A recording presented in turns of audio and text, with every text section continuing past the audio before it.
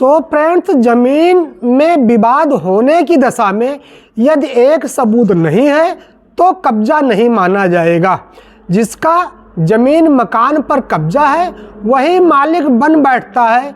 इस बात की आम जनमानस में खूब चर्चा रहती है, मगर उस जमीन के मालिक को कभी न कभी तो यह पता चल ही जाता है कि वह ज़मीन तो मेरी है, मगर वह जो हमारी ज़मीन है वो तो कब्जेदार के कब्जे में इतने सालों से है। अब ज़मीन मालिक को भी समय का तो अंदाज़ा रहता नहीं है। 10 साल हो सकते हैं, 12 साल हो सकते हैं, 15 और 30 कुछ भी वर्ष हो सकते हैं। और जब मालिक कब्जेदार से ज़मीन छुड़वाने जाता है तो वाद विवाद, लड़ाई झगड़ा, मारपीट की नौबत आ जाती है और उसी में किसी पक्ष के द्वारा फ़ोन पर पुलिस को भी सूचना दे दी जाती है। पुलिस आती है और देखती है ज़मीन का विवाद है तो पुलिस किसी को ना तो ज़मीन पर कब्जा दिलवा पाती है और ना ही वो हटवा पाती है। ज़मीन के विवाद में पुलिस का अधिकार शून्य रहता है, ये सभी जानते हैं।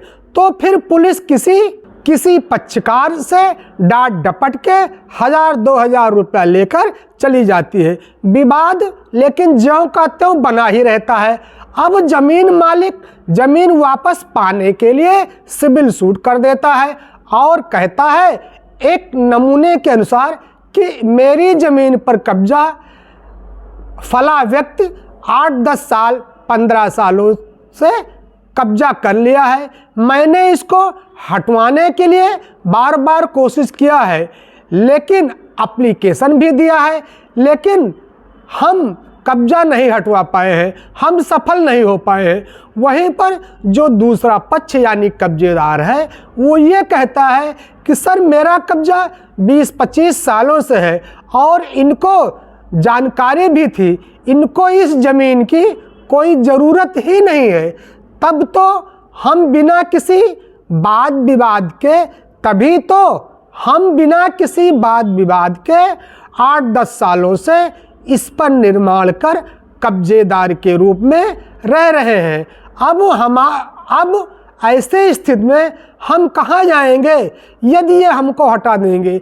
मेरे पास और कोई जगह ही नहीं है। तब कोर्ट यह देखती है कि क्या कब्जेदार ने लिमिटेशन एक्ट की धारा 65 को प्रूव कर दिया है। अब यहाँ पर यह जान लेना भी आवश्यक है कि लिमिटेशन एक्ट की धारा 65 क्या कहती है। लिमिटेशन एक्ट की धारा 65 ये कहती है कि कब्जेदार शांतिपूर्ण ढंग से बिना किसी वाद विवाद के 12 सालों से अधिक समय से उस ज़मीन पर कब्जे में हो। अगर ये सबूत कोर्ट में कब्जेदार नहीं साबित कर पाता है तो जिसकी ज़मीन वही मालिक होगा और कब्जेदार को कोर्ट बेदखल कर सकती है। ये था आज का हमारा विषय।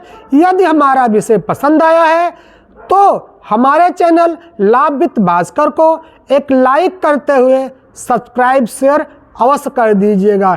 फिर मिलेंगे आपके लिए एक नए टॉपिक को लेकर। तब तक के लिए दीजिए आशीर्वाद। प्रणाम, धन्यवाद।